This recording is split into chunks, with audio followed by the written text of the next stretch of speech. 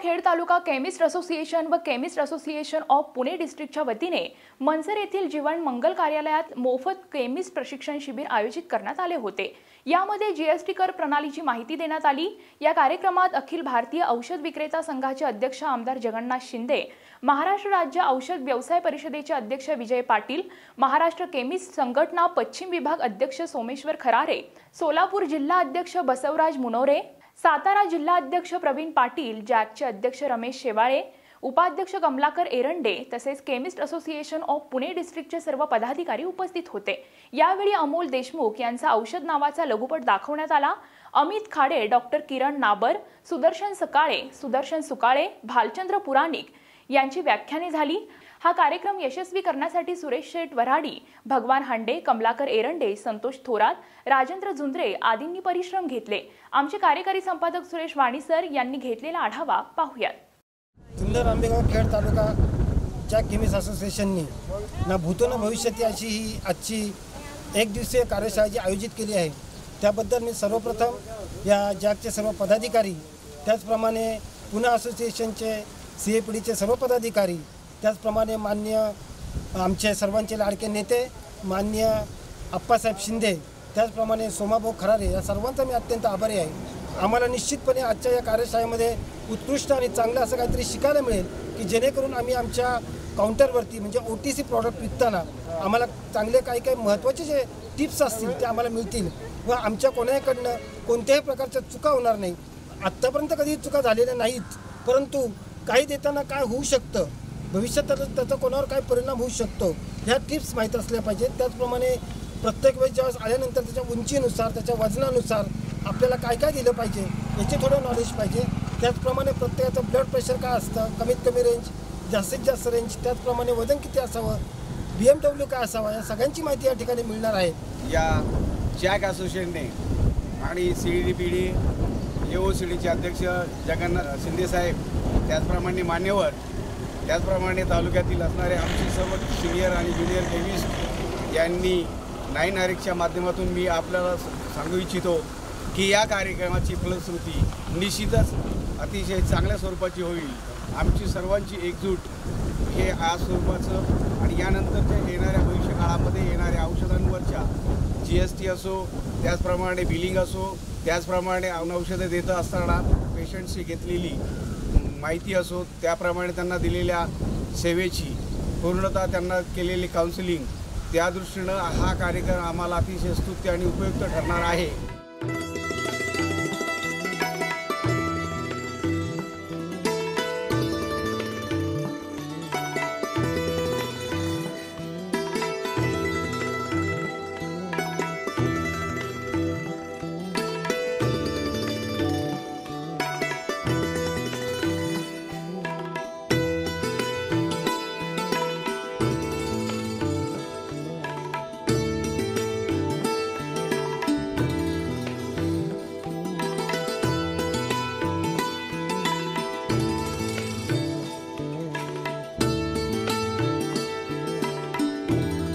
Chemist association of Pune district आणि जुन्नर आंबेगाव खेड तालुका chemist असोसिएशनच्या वतीने एक दिवसीय प्रशिक्षण शिबिर आयोजित करण्यात आलं आहे।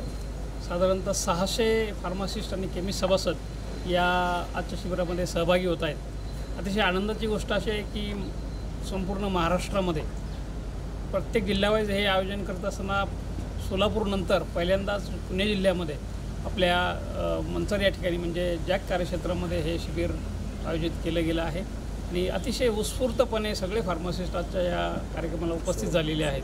आज विविध असे व्याख्याते या ठिकाणी आपल्याला मार्गदर्शन करणार आहेत। त्यामधून आपल्या व्यवसाय व व्यक्तिगत जीवनामध्ये खूप सारे काही फायदे होणार आहेत।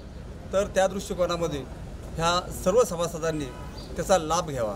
आदरणीय आमदार अप्पासाहेब शिंदे यांच्या मार्गदर्शनातून केमिस्टला प्रशिक्षित करण्याचे काही उपक्रम आमच्या संघटनेतर्फे राबवले जातात। समाजामध्ये आज आपण बघता डायबिटीज, हायपरटेन्शन यासारखे रोग वाढत आहेत आणि लोकांना माहिती देण्यासाठी करेक्ट आमच्या लोकांनी काय करावं, फार्मासिस्टनं काय करावं, त्या पेशंटनं कसा आहार घ्यावा, त्या पेशंटनं कसा विहार करावा आणि आपल्या रोगाला औषधांच्या बरोबर चांगल्या प्रकारे कसं जतन करून वाढून देऊ नये या करण्यासाठी हे मार्गदर्शनपर शिबिर आज एक दिवसीय आम्ही आयोजन केलेलं आहे। आज इथे जो कॉन्फरन्स होणार आहे केमिस्ट लोकांचा, त्याचा फायदा केवळ फार्मासिस्टला होणार नाही आहे तर पेशंटलासुद्धा होणार आहे। आम्हाला दरवर्षी म्हणजे हे कॉन्फरन्स घेतले जातात, वेळोवेळी सूचना केल्या जातात की पेशंटबरोबर तुम्ही कसं बोलायचं, पेशंटला कसं माहिती द्यायची, तर त्याची माहिती आम्हाला इथे दरवर्षी मिळते। तर त्याचा फायदा हा फार्मासिस्टला होतो आणि पेशंटला होतो। हृदयाला 4 कप्पे, हृदयाचे सरळ सरळ बॉडीचे 2 भाग करायचे, एक लेफ्ट साइड एक राईट साइड, एक लेफ्ट साइड एक राईट साइड। लेफ्ट साइड म्हणजे काय? शुद्ध रक्त। लेफ्ट साइड एक लक्षात ठेवायचं, शरीराची डावी बाजू म्हणजे शुद्ध रक्त आणि शरीराची उजवी बाजू म्हणजे अशुद्ध रक्त। हे डोक्यात फिट करून ठेवायचं। आता हृदयाची मजा ऐका, हृदय कसं काम करतं। हृदयाचे डावे बाजूचे 2 कप्पे, एक वरचे 2 जे लेफ्ट ॲट्रियम आणि राईट ॲट्रियम, खालचे 2 कप्पे त्यांची नावं काय? राईट वेंट्रिकल आणि लेफ्ट वेंट्रिकल। डावी बाजू काय? शुद्ध रक्त का अशुद्ध रक्त? शुद्ध का अशुद्ध? शुद्ध। उजवी बाजू अशुद्ध। आता डाव्या बाजूला वरचा जो कप्पा असतो तो छोटा असतो, खालचा जो कप्पा असतो तो मोठा का छोटा? मोठा असतो। एक निसर्गाचा नियम आहे, घेताना थोडं घ्या, देताना भरभरून द्या। ज्या वेळेस हार्ट कॉन्ट्रॅक्ट करतं जोरात आणि ब्लड पूर्ण सगळ्या ऑर्गनला पाठवतं, ब्रेनला पाठवतं, लिव्हरला पाठवतं, किडनीला पाठवतं, अशा वेळेस प्रेशर जास्त असणार आहे का कमी असणार आहे? स्पिग्मो मॅनोमीटर म्हणजे तो डॉक्टरकडे असलेला कंपास डॉक्टर ओपन करतात, तुमच्या हाताच्या भोवती कफ गुंडाळतात, कफ गुंडाळल्यानंतर प्रेशर क्रिएट करतात। प्रेशर क्रिएट करत असताना तो आतला जो पारा असतो तो वर जात असतो, तो वर वर वर वर वर वर डॉक्टर 150 160 पर्यंत घालतात आणि घालवल्यानंतर स्टेतो लावतात आणि हळूहळू हवा त्यातली म्हणजेच प्रेशर कमी करू लागतात। प्रेशर कमी करू लागतात त्यावेळेस तो पारा हळूहळू हळूहळू हळू खाली येत असतो आणि तो पारा ज्या ठिकाणी तुमचा पल्स लागतो तो वरचा मोठा आकडा असणार का बारीक आकडा असणार आहे? वरचा कुठला असणार आहे? कुठलं प्रेशर असणार आहे? कुठलं प्रेशर असणार आहे? सिस्टोलिक। तर पल्स लागला की ते झालं सिस्टोलिक। सोडत सोडत सोडत सोडत सोडत प्रेशर खाली आणलं, जिथं आला तुम्ही खाली ते आहे छोटं प्रेशर। ते जिथं पल्स तुमच्या लागायचा स्टेतो मध्ये बंद झाला ते छोटं प्रेशर, त्या छोट्या प्रेशरचं नाव काय? डायस्टॉलिक। नॉर्मल माणसामध्ये किती रेंज असते? 120 80। मी 80 120 नाही म्हणलो, मी 120 80 का म्हणलो आता? कारण कळालं? कारण डॉक्टर मोजताना वरून खाली मोजतात म्हणून नॉर्मल प्रेशर हे 120/80 म्हणतात, 80/120 म्हणत नाही। त्याच्या पुढचं युनिट आहे mm of Hg, millimetre of Hg। Hg म्हणजे दुसरं कोण नाही, हा पारा। पाऱ्याला जसं सोडियमला Na म्हणतात तसंच पाऱ्याला Hg म्हणतात। जो पारा Hg आहे तो Hg न जेवढं अंतर वर कापलं तेवढं मिलीमीटर म्हणजे ते रीडिंग। ज्या वेळेस 120 येतो तुमचा नॉर्मल वरचा फिगर त्यावेळेस पारा हा 120 मिलीमीटर अंतर कापून म्हणजेच 12 सेंटीमीटर अंतर कापून त्या पॉइंटला असतो। म्हणून पुढे म्हणलं जातं 120 millimetre of Hg, 120 120 unit millimetre अंतर पाऱ्यानं कापलं आणि ते तुमचं प्रेशर आहे, वरचं प्रेशर, म्हणून त्याला म्हणतात systolic pressure. 120 millimetre of Hg म्हणजेच पाऱ्यानं कापलेलं 120 मिलीमीटरचं अंतर। हा 8 सेंटीमीटरचं म्हणजेच 80 मिलीमीटरचं अंतर हे झालं तुमचं diastolic pressure. 80 millimetre of Hg, it is a diastolic pressure of that human being. त्या माणसाचं 120/80 हे रीडिंग असं काढलं जातं स्पिग्मो मॅनोमीटरद्वारे। त्याला हायपरटेन्शनचा रुग्ण म्हणतात।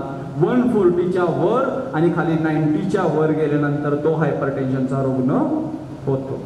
हायपरटेन्शनवरचं जे लेक्चर आत्ता दिलं अमित खाडेंनी ते अतिशय जीवनाला कलाटणी देणारं होतं की नक्कीच पॉझिटिव्ह ॲटिट्यूड ठेवून जर आपण जगलो तर कदाचित हायपर टेन्शन आपल्याला शिवणार सुद्धा नाही.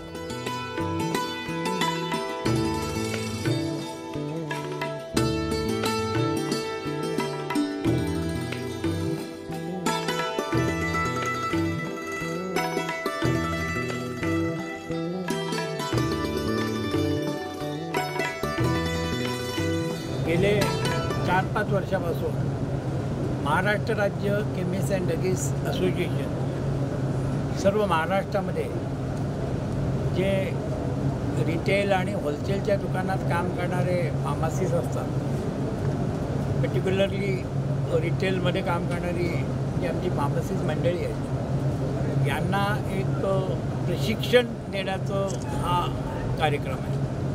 यामध्ये तुमच्या माहितीसाठी मेडिकल सायन्स आहे हे 24 तासांनी बदलतं आणि जी मुलं ज्या वेळेला शिकलेली असतात त्यानंतर बराच कालावधी जातो, नवीन औषधी येतात, त्याची माहिती होणं गरजेचं आहे.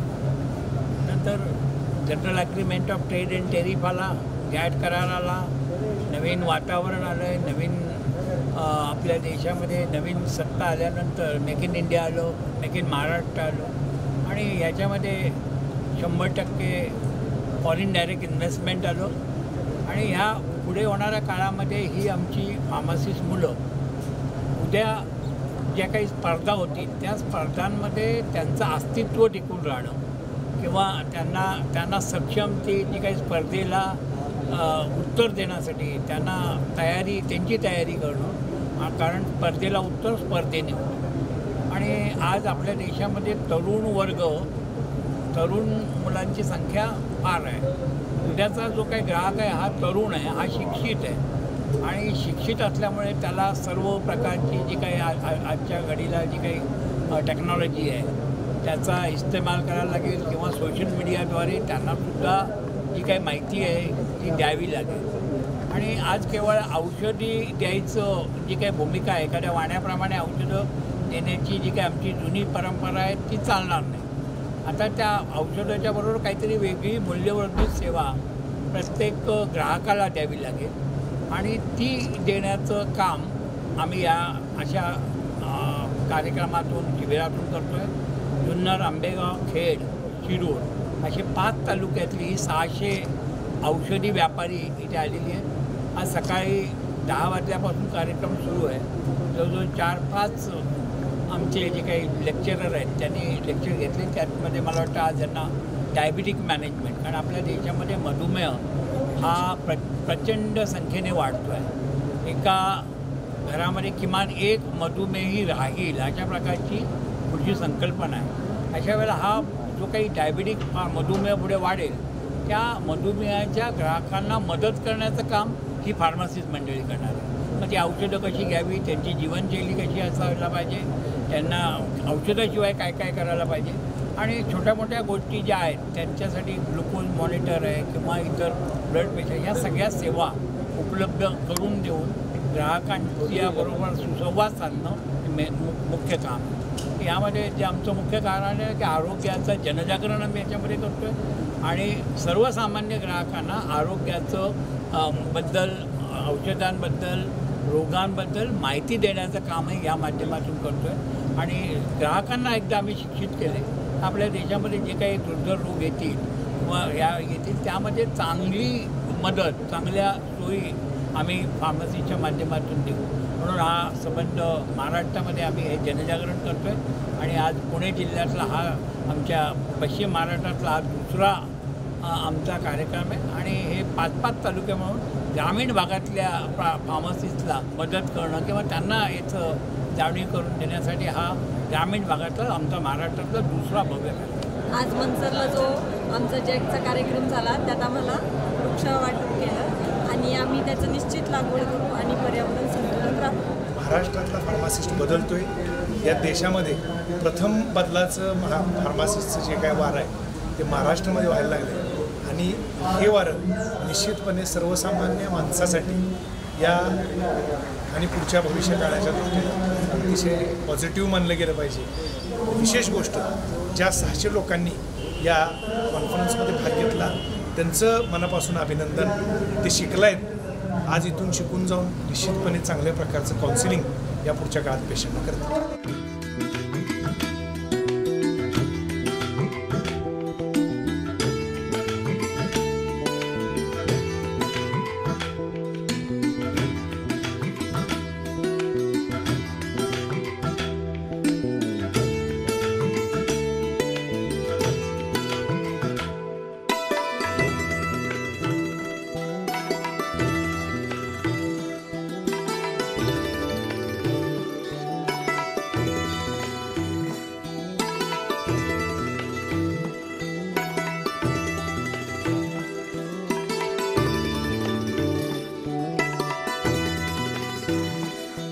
युजली अशा प्रकारचे जे फंक्शन्स होतात, कार्यक्रम होतात, ते मोठ्या शहरामध्ये होतात. परंतु सर्वसामान्य केमिस्टना, विशेषतः रिटेलरना आणि छोट्या गावामध्ये अशा प्रकारच्या चांगल्या वक्त्यांचं वक्तृत्व ऐकायला मिळणं, बऱ्याच गोष्टी समजावून घेणं, इन्फॉर्मेटिव्ह गोष्टी स्वतःच्या आचरणामध्ये आणणं, अशा दृष्टिकोनातून प्रयत्न करणारा, त्याचबरोबर एखादा कार्यक्रम एका ठिकाणी आयोजित केला तर सदरच्या कार्यक्रमामध्ये पाहुणे म्हणून येणारे माझ्यासारखे बरेच लोक असतात की कार्यक्रमाच्या आधी एक तासभर येतात, कार्यक्रम संपल्यावर जातात.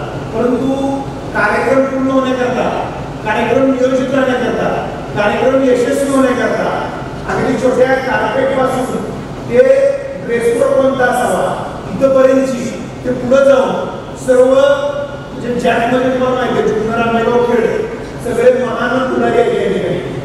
त्या सगळ्यांना एकत्र होणं म्हणजे आणि अवघड काम आहे. तर त्या सगळ्या लोकांना एकत्र आणून ही कॉन्फरन्स यशस्वी करणारा नेता पश्चिम महाराष्ट्राचा सोमेश्वर खराडे याच्याकरता एका जोरदार आणि खूप चांगला कार्यक्रम केला. तर ही टीम पुढच्या काळामध्ये सुद्धा कार्यरत राहावी, याच लोकांनी पुढच्या काळामध्ये करणार आहोत अशा दृष्टीने आम्ही आता तुम्ही त्यांना आशीर्वाद द्यावे अशा प्रकारचे भावना व्यक्त करतो. काही ज्वलंत प्रश्न या केमिस्ट्री सेंटरमध्ये सुद्धा, या विभागामध्ये सुद्धा आहे. जसं व्हेटरनरी एक मोठा इश्यू आहे ज्याच्याकडे साहेब, आपण स्वतः यामध्ये लक्ष घालायला मला खात्री आहे. व्हेटरनरीमध्ये होलसेलरच रिटेलमध्ये बऱ्याच ठिकाणी माल दिलेले आढळत आहे. हे सुद्धा तात्काळ बंद व्हावं आणि डिस्काउंट स्ट्रक्चर आणि डॉक्टर या विषयांवर या पुढच्या काळामध्ये चांगले काम झालं पाहिजे अशा प्रकारचे आशा आवाज व्यक्त करतो. 1975 साली संघटनेची स्थापना झाली. त्यावेळेला जुनी लोक इथं असतील त्यांना माहीत होतं की होलसेलरला मार्जिन होतं 4% आणि रिटेलरला मार्जिन होतं 8%.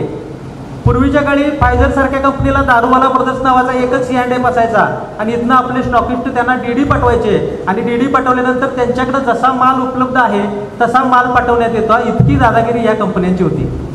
आदरणीय आप्पासाहेबांचं दुकान कल्याणला होतं आणि सुरुवातीच्या काळामध्ये आप्पा आपला माल आणण्यासाठी प्रिन्सेस स्ट्रीटला लोकलमधून पिशवी घेऊन जात होते. आप्पासाहेबांच्या नजरेनं हे जाणलं की काही व्यापारी दादागिरी करतायत, विशिष्ट समाजाची काही मक्तेदारी व्यवसाय होती आणि आप्पासाहेबांनी या संघटनेच्या माध्यमातून सर्वांना एकत्र करायचा प्रयत्न केला. सर्वप्रथम संघटनेनं मार्जिनचा लढा दिला आणि या भारतामधल्या कुठल्याही कमोडिटीला नाही ते सेफ मार्जिन 10% होलसेलरला आणि 20% रिटेलरला मिळवून देण्याचा यशस्वी प्रयत्न केला.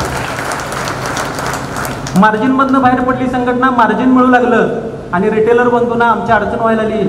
जिल्ह्याच्या ठिकाणी स्टॉकिस्ट असायचे, जिल्ह्याच्या ठिकाणी आमच्या रिटेलरला दुपारी दुकान बंद करून जायला लागायचं आणि तो माल आणायला गोळा करायला आमच्या रिटेलरचा भरपूर वेळ चालला. संघटनेच्या माध्यमातून आप्पासाहेबांनी सर्व जिल्ह्याचे स्टॉकिस्ट तालुका स्तरावर आणले.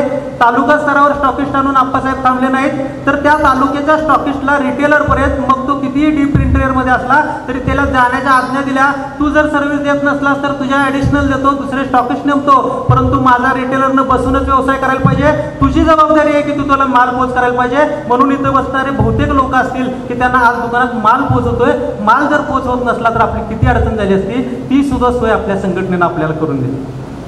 ज्या वेळेला एक्सपायरी ब्रेकेजचा प्रश्न आला त्यावेळेस संघटनेच्या असं लक्षात आलं की एक्सपायरी ब्रेकेजमुळे आपल्या लोकांचं भरपूर नुकसान होतंय आणि एकीच्या माध्यमातून आपण सर्व इंडस्ट्रीला सांगितलं की ही एक्सपायरी ब्रेकेज होती ती तुमच्यामुळे होती, तुम्ही यशस्वी मार्केटिंग करू शकला नाही म्हणून आमच्या दुकानात माल एक्सपायर होतो. आणि संघटनेनं तो सुद्धा विषय सोडवून दिला आणि सांगायला अभिमान वाटतो की आता क्रॉस प्रॉफिट आणि नेट प्रॉफिट जर तुम्ही रिटेलरने आपल्या व्यापाराचं बघितलं तर ते केवळ 20% तुम्हाला नफा दिसतो, परंतु खर्च वजा केला तर मात्र 12 ते 13% फक्त नेट प्रॉफिट रिटेलरला राहतं.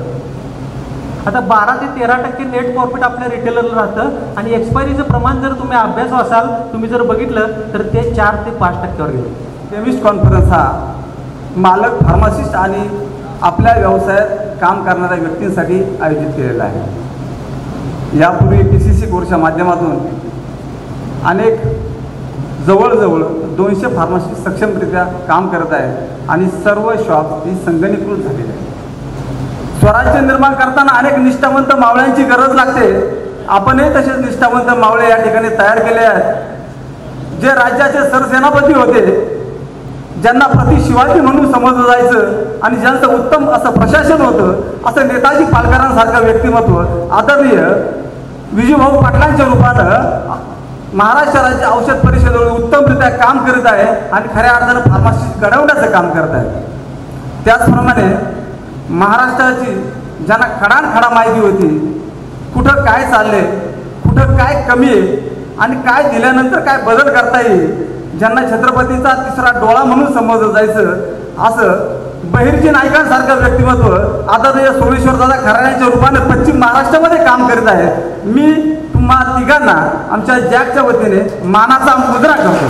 पण हे जे काही कार्यक्रम आता ग्रामीण भागामध्ये घ्यायला सुरुवात केले, याचा मुख्य हेतूच हा आहे की हळूहळू भारताचा ग्रामीण भागामध्ये सुद्धा डिसीजचं, रोगांचं प्रमाण दिवसेंदिवस वाढत चाललं आहे. दुसरी गोष्ट हे पण पाहिलं गेलं आहे की इन्कम ऑफ रुरल एरिया, अर्बनचा जो एरिया आहे, रुरलमध्ये लोक इन्कम ग्रुपमध्ये सुद्धा आलेले आहेत. तिसरं हेही पाहिलं गेलं आहे की रुरलमधली मुलं मुली एज्युकेशनदृष्ट्या सक्षम व्हायला लागले, उच्च शिक्षा विभूषित व्हायला लागलेत आणि कुठेतरी आरोग्याबद्दल आता ते स्वतःला सेल्फ कॉन्शियस व्हायला लागलेत. आरोग्याची जाणीव त्यांना व्हायला लागलेली आहे. हेल्थ मेंटेन करणं हे त्यांना कळलं आहे. आणि आजपासून जर 20 वर्ष आपण धरली तर 16 ते 26 किंवा 36च्या सुमाराला हाच औषधी व्यवसाय हा 19 लाख कोटी रुपयांचा होईल, 19 लाख करोड रुपयांचा होईल. आणि मग हा जो काही व्यापार वाढेल किंवा वाढण्याची शक्यता आहे, कारण आपल्याला बेसिकली अनुभवाने कळलं आहे की हे वाढलं आहे. आणि जर हा वाढला तर ती घेण्याची आमच्याकडे क्षमता आहे का? आज आम्ही डायबेटिक मॅनेजमेंटवर कॉन्सन्ट्रेट केलं आहे, आम्हाला हार्ट मॅनेजमेंटवर कॉन्सन्ट्रेट करायचं आहे. आज मला वाटतं अमितनी हायपरटेन्शनवर आम्ही हे काढलं आहे. कारण काय होतं आहे की आपल्या देशामध्ये ही जी काही रोग आहेत, मधुमेह झाला, हार्ट झाला, HIV झालं, TB झालं, कॅन्सर झालं, याचं प्रमाण दिवसेंदिवस वाढत आहे. एकीकडे 23-24% एक आजार वाढत आहेत. दुसरी गोष्ट आपल्या देशामध्ये व्हायरल इन्फेक्शन, ज्याला साथीचे रोग म्हणतात, हे इतके स्पीडीली येतात की त्याच्यावर काउंटर होत नाही. ग्रामीण भागामध्ये जा म्हटलं, मुंबईपासून जर आम्ही 60 किलोमीटरवर गेलो, 40 किलोमीटरवर गेलो, पुण्यापासून आम्ही 30 किलोमीटरवर गेलो, 40 किलोमीटरवर गेलो, आम्ही दिल्लीपासून 30-40 किलोमीटरवर गेलो, तर तिथे सुद्धा क्वालिफाईड डॉक्टर नाही आहे. आजही होमिओपॅथ, ॲलोपॅथी, युनानी, सध्या हे क्रॉसपॅथीवाले लोक सगळं ॲलोपॅथीची प्रॅक्टिस करतात आणि त्यामुळे कुठेतरी पेशंट जगतोय. आज जर एखाद्या खेड्यामध्ये एखाद्या बाईला डिलिव्हरी होते, ब्लिडिंग झालं आहे आणि आम्हाला माहिती आहे ज्या काही नॉन क्वालिफाईड डॉक्टर आहे त्यांनी मेथॅडीन दिलं आहे इंजेक्शन, आम्हाला माहिती आहे, आमच्या फार्मसीला माहिती आहे, ते दिलं तर कमीत कमी तिचं ब्लिडिंग रोखेल की तालुक्याला जिल्ह्याला जाईल, तिचा जीव वाचेल. आम्ही नाही दिलं तुमच्या कायद्याप्रमाणे आणि ती बाई तिथे मेली, तर आमचं काय होईल? आमच्या फार्मसीच्या दुकानासकट माझ्या सगळ्या फार्मसीच्या कुटुंबाला ते गाव जिवंत जाळेल. याची गॅरंटी कोण घेईल? सेफ्टी सिक्युरिटी कोणी घ्यायच्या? तुम्ही सरकार चालवता, त्या डॉक्टरांना सांगा ना की तुम्ही लिहू नका. बरं, तुम्ही नाही दिलं तरी परिस्थिती बघा, कारण आज 60% ग्रामीण भागामध्ये क्वालिफाईड डॉक्टर नाही. जे काही लोकांना आज जी सेवा मिळते ही ह्यामुळेच मिळते, ह्या लोकांमुळे. लिगल इलिगल बाजूला ठेवा, पण सेवा देतात ते, निदान त्यांना ते जगवतात. आणि अशा वेळेला तुम्ही क्वालिफाईड डॉक्टर न वाढवताना अशा प्रकारची जाहीर नोटीस काढतात, याच्यामध्ये तुमच्यासारख्या केंद्र सरकारच्या मोठ्या अधिकाऱ्यांची आम्हाला कीव येते, कारण तुम्हाला अजून देश कळलाच नाही. आज इथे एक चांगला कार्यक्रम पार पडतोय. मी जॅकला धन्यवाद देईल की देशाच्या समस्यासुद्धा तुम्ही ध्यानात ठेवता की पर्यावरण हा एक जगाला फार मोठा धोकादायक असा संदेश देणारा आहे आणि त्यामध्ये झाडं लावणं ही आजची गरज आहे. कदाचित ऑक्सिजनसुद्धा विकायला आम्हाला आमच्या दुकानात ठेवायला लागतील, अशी वेळ येऊ नये त्या पर्यावरणामुळे की नाही तुमच्यावर 2 बॉटल ते ऑक्सिजन दे, मला ऑक्सिजन घरामध्ये माझा संपला आहे आणि मला ऑक्सिजन घ्यायचं आहे, मग मी नीट झोपेल. कार्बन डायऑक्साईडचं प्रमाण एवढं वाढलं आहे की हे नको व्हायला, म्हणून हे झाडं लावण्याचं जी काही गोष्ट आपण करताय. बाकी डॉक्टर सप्लायचे विषय आहेत, वेटरनरीचे विषय आहेत, पण मला वाटतं ते आम्ही जिल्हा पातळीवरती हे विषय दिलेले आहेत. विजय चंगेडिया किंवा आमचे बापणाजी, आमचे धोनचे सोमाभाऊ यांना मी सांगितलं या विषयाकडे तुम्ही लक्ष द्यायचं. पण खऱ्या अर्थाने मी सोमाभाऊला धन्यवाद देईन. पण आमच्या संबंध महाराष्ट्रामध्ये सगळ्यात मोठा रेसचा घोडा जो धावतोय हा वेस्टर्न महाराष्ट्राचा धावतोय आणि सगळीकडे जे काही कॅम्प किंवा रजिस्ट्रेशन, फार्मसीचं रजिस्ट्रेशन असेल, एज्युकेशन कॅम्प असतील, असे मोठे मोठे मेळावे, यामध्ये सोमाभाऊ खरोखर एक फार छोटा रिटेलर आहे. मी त्याच्या दुकानामध्ये जाऊन आलो आहे. मी त्याची परिस्थिती खऱ्या अर्थाने मला त्याची दया पण येते, पण मला त्याचा अभिमान पण आहे. पण एवढं मोठं काम करतो तो. आणि हे तुमच्या ठिकाणी एक रिटेलर, कारण जनरली काय की रिटेलर घराच्या बाहेर येत नाही, काम करत नाही, असं आहे, हे फॅक्ट आहे. मी सुद्धा एक रिटेलर होतो. मी आलो, चुकून माझे खांदे दुखायला लागले म्हणून असोसिएशनमध्ये आलो, लढलो, सगळीकडे मार्केट निर्माण केली. याचं मी कुठेतरी मोठा इंडस्ट्रीज होऊन बसलो असतो, पण ती एक दोघांना आणि आज 40 वर्ष तिथेच अडकून बसलेलं आहे. तर ही या गोष्टीमध्ये मी त्यांना धन्यवाद देईन.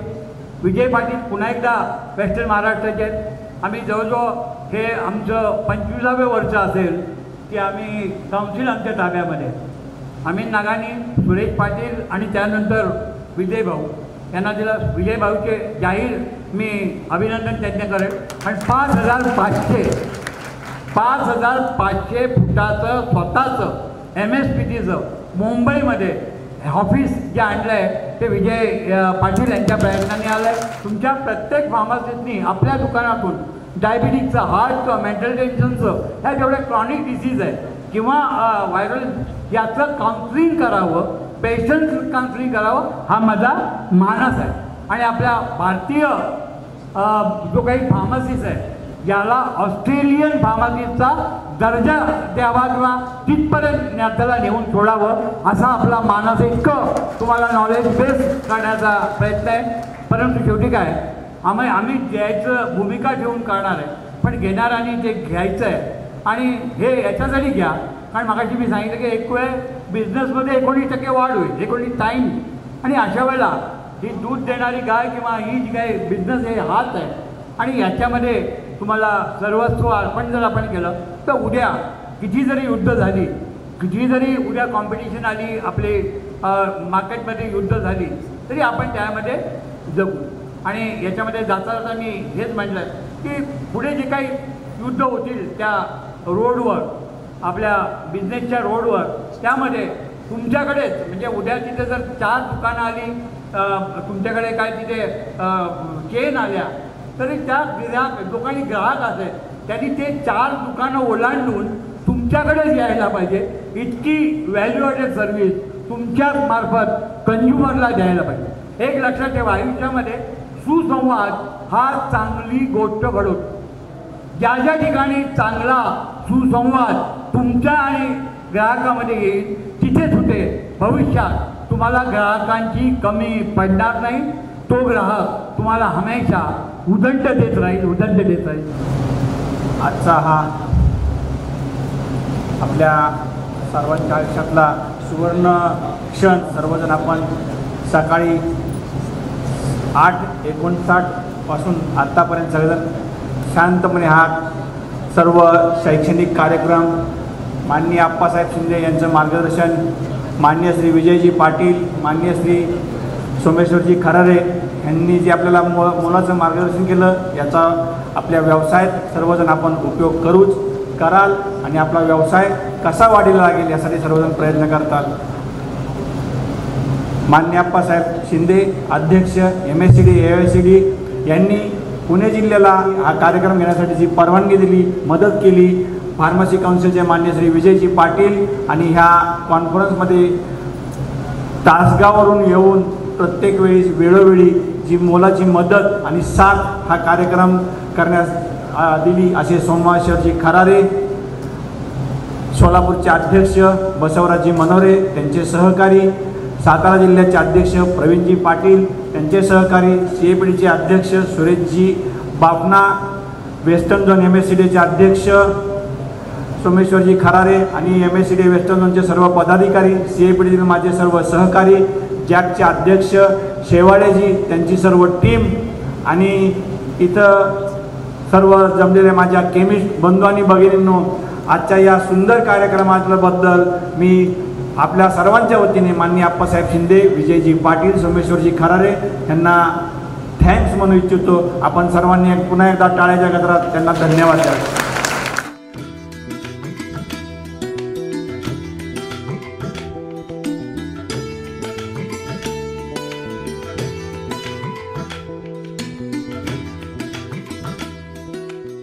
Marathi medical and general store याच्या आधी मी या दुकानाला भेट दिली होती. त्यावेळेला जुनं फर्निचरमधले दुकान होतं. आता नवीन युगाप्रमाणे मराठी यांनी बदल केला आहे. एक ॲम्ब्युलन्सच्या आमच्या नवीन मध्ये त्यांनी रूपांतरित केलं आहे. तरी याच्यामध्ये अजून 100% बदल करणं आवश्यक आहे. त्यांना त्यांनी करावा म्हणजे त्या पूर्ण शॉपी ज्याला म्हणतो तरी अशा डॉक्युमेंटना त्यापुढे मराठी आणि त्यांचे सगळे कर्मचारी यांची सर्वसामान्य माणसाला चांगली सेवा देतील आणि त्यांच्या हातून रुग्णांची चांगली आरोग्य सेवा घडो ह्या